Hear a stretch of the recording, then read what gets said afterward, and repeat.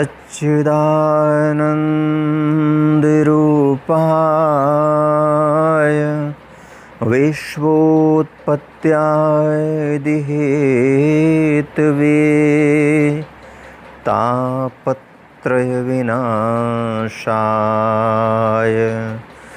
श्रीकृष्णाय वयं नमः। नारायणं नमस्कृत्य नरं चैव नरोत्तमं देवीं सरस्वतीं व्यासं ततो जयमुदीरयेत्। परम आदरणीय श्रोतागण, सादर नमन। आशा करता हूँ आप स्वस्थ एवं प्रसन्न मुद्रा में होंगे।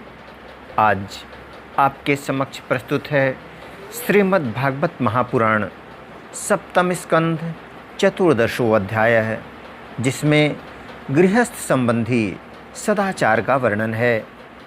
राजा युधिष्ठिर ने पूछा, देवर्षि नारद जी, मेरे जैसा गृहासक्त गृहस्थ बिना विशेष परिश्रम के इस पद को किस साधन से प्राप्त कर सकता है? आप कृपा करके मुझे बतलाइए।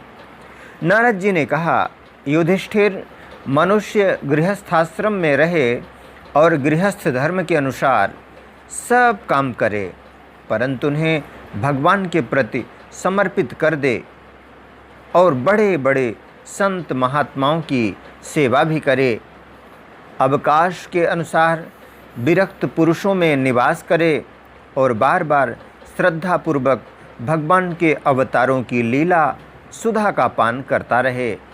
जैसे स्वप्न टूट जाने पर मनुष्य स्वप्न के संबंधियों से आसक्त नहीं रहता, वैसे ही ज्यों-ज्यों सत्संग के द्वारा बुद्धि शुद्ध हो, त्यों ही त्यों शरीर, स्त्री, पुत्र, धन आदि की आसक्ति स्वयं छोड़ता चले, क्योंकि एक न एक दिन ये छूटने वाले ही हैं। बुद्धिमान पुरुष को आवश्यकता के अनुसार ही घर और शरीर की सेवा करनी चाहिए, अधिक नहीं।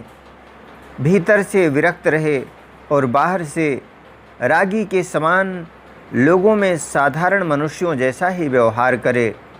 माता पिता, भाई बंधु, पुत्र मित्र, जाति वाले और दूसरे जो कुछ कहें अथवा जो कुछ चाहें, भीतर से ममता न रखकर उनका अनुमोदन करता रहे। भीतर से ममता न रखकर उनका अनुमोदन कर दे। बुद्धिमान पुरुष वर्षा आदि के द्वारा होने वाले अन्न आदि, पृथ्वी से उत्पन्न होने वाले सुवर्ण आदि, अकस्मात प्राप्त होने वाले द्रव्य आदि तथा और सब प्रकार के धन भगवान के ही दिए हुए हैं, ऐसा समझकर प्रारब्ध के अनुसार उनका उपभोग करता हुआ संचय न करे। उन्हें पूर्वोक्त साधु सेवा आदि कर्मों में लगा दे। मनुष्यों का अधिकार केवल उतने ही धन पर है जितने से उनकी भूख मिट जाए। इससे अधिक संपत्ति को जो अपनी मानता है वह चोर है, उसे दंड मिलना चाहिए। हरिण, ऊंट, गधा, बंदर, चूहा, सरीसृप, रेंक कर चलने वाले प्राणी, पक्षी और मक्खी आदि को अपने पुत्र के समान ही समझें। उनमें और पुत्रों में अंतर ही कितना है। गृहस्थ मनुष्यों को भी धर्म, अर्थ और काम के लिए बहुत कष्ट नहीं उठाना चाहिए, बल्कि देश, काल और प्रारब्ध के अनुसार जो कुछ मिल जाए उसी से संतुष्ट करना चाहिए, उसी से संतोष करना चाहिए।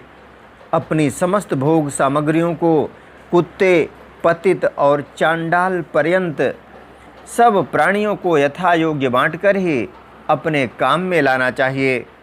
और तो क्या, अपनी स्त्री को भी, जिसे मनुष्य समझता है कि यह मेरी है, अतिथि आदि की निर्दोष सेवा में नियुक्त रखे।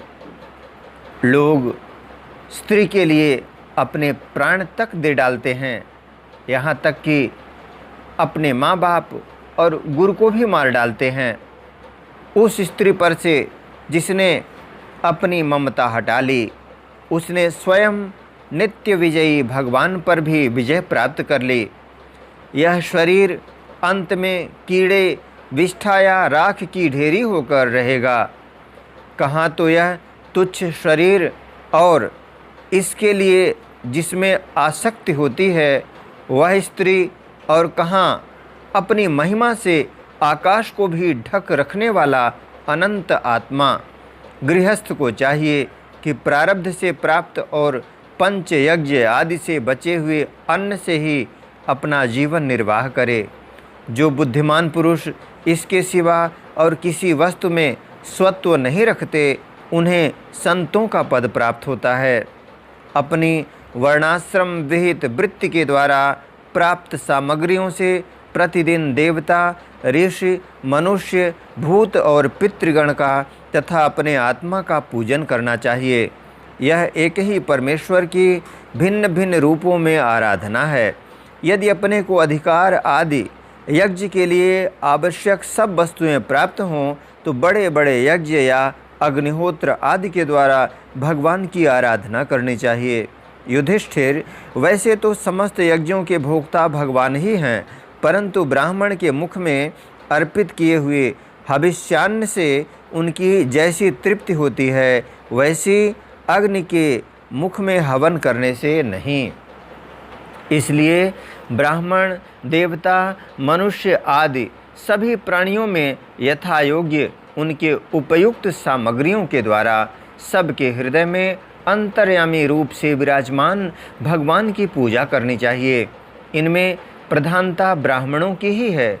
धनी द्विज को अपने धन के अनुसार आश्विन मास के कृष्ण पक्ष में अपने माता पिता तथा उनके बंधुओं, पितामह, मातामह आदि का भी महालय श्राद्ध करना चाहिए।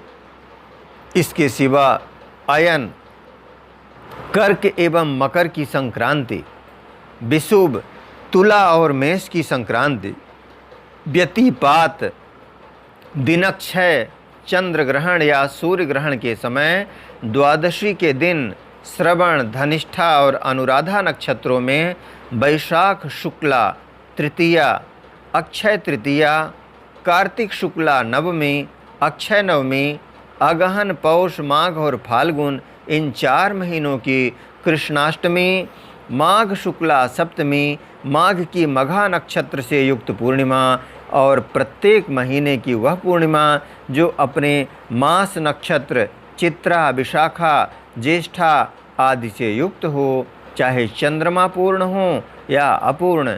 द्वादशी तिथि का अनुराधा, श्रवण, उत्तरा फाल्गुनी, उत्तराषाढ़ा और उत्तरा भाद्रपदा के साथ योग, एकादशी तिथि का तीनों उत्तरा नक्षत्रों से योग अथवा जन्म नक्षत्र या श्रवण नक्षत्र से योग, ये सारे समय पितृगणों का श्राद्ध करने योग्य एवं श्रेष्ठ हैं। ये योग केवल श्राद्ध के लिए ही नहीं, सभी पुण्य कर्मों के लिए उपयोगी हैं। ये कल्याण की साधना के उपयुक्त और शुभ की अभिवृद्धि करने वाले हैं। इन अवसरों पर अपनी पूरी शक्ति लगाकर शुभ कर्म करने चाहिए। इसी में जीवन की सफलता है। इन शुभ संयोगों में जो स्नान, जप, होम, व्रत तथा देवता और ब्राह्मणों की पूजा की जाती है, अथवा जो कुछ देवता, पितर, मनुष्य एवं प्राणियों को समर्पित किया जाता है, उसका फल अक्षय होता है।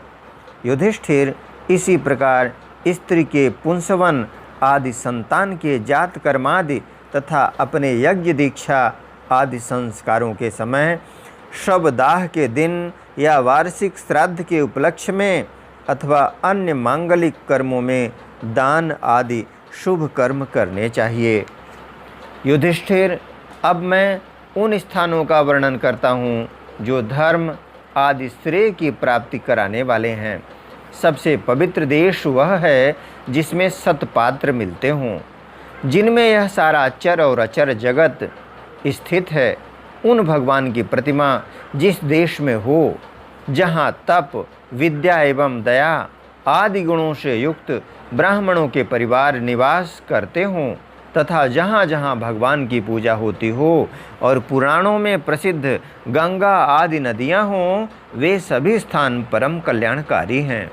पुष्कर आदि सरोवर, सिद्ध पुरुषों के द्वारा सेवित क्षेत्र, कुरुक्षेत्र, गया, प्रयाग, पुलहाश्रम, शालग्राम क्षेत्र, नैमिषारण्य, फाल्गुन क्षेत्र, सेतुबंधु, प्रभास, द्वारका, काशी, मथुरा, पंपासर, बिंदु सरोवर, बदरिकाश्रम, अलकनंदा, भगवान सीताराम जी के आश्रम, अयोध्या, चित्रकूट आदि, महेंद्र और मलय आदि समस्त कुल पर्वत और जहाँ जहाँ भगवान के अर्चावतार हैं, वे सब के सब देश अत्यंत पवित्र हैं।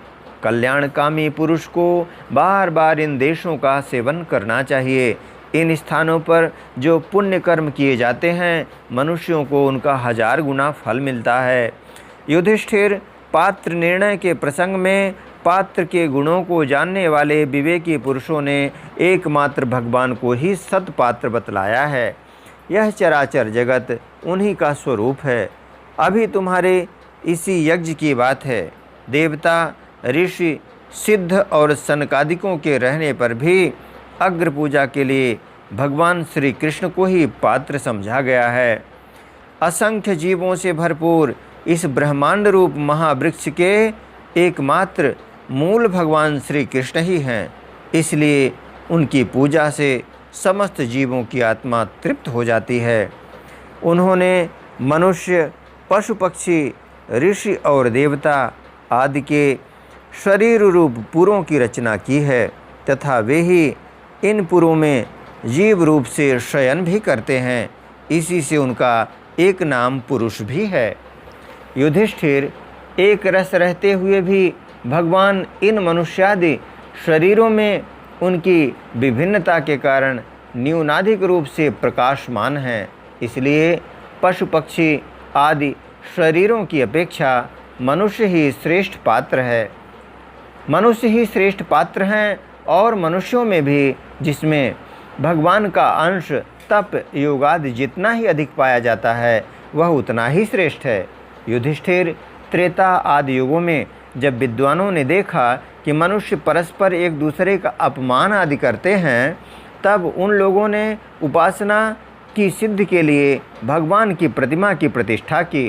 तभी से कितने ही लोग बड़ी श्रद्धा और सामग्री से प्रतिमा में ही भगवान की पूजा करते हैं, परंतु जो मनुष्य से द्वेष करते हैं, उन्हें प्रतिमा की उपासना करने पर भी सिद्धि नहीं मिल सकती। युधिष्ठिर, मनुष्यों में भी ब्राह्मण विशेष सुपात्र माना गया है, क्योंकि वह अपनी तपस्या, विद्या और संतोष आदि गुणों से भगवान के वेद रूप शरीर को धारण करता है। महाराज, हमारी और तुम्हारी तो बात ही क्या, ये जो सर्वात्मा भगवान श्री कृष्ण हैं, इनके भी इष्ट देव ब्राह्मण ही हैं, क्योंकि उनके चरणों की धूल से तीनों लोग पवित्र होते रहते हैं। इति श्रीमद्भागवते महापुराणे पारमहंस्यां संहितायां सप्तम स्कंधे सदाचार निर्णयो नाम 14 अध्याय।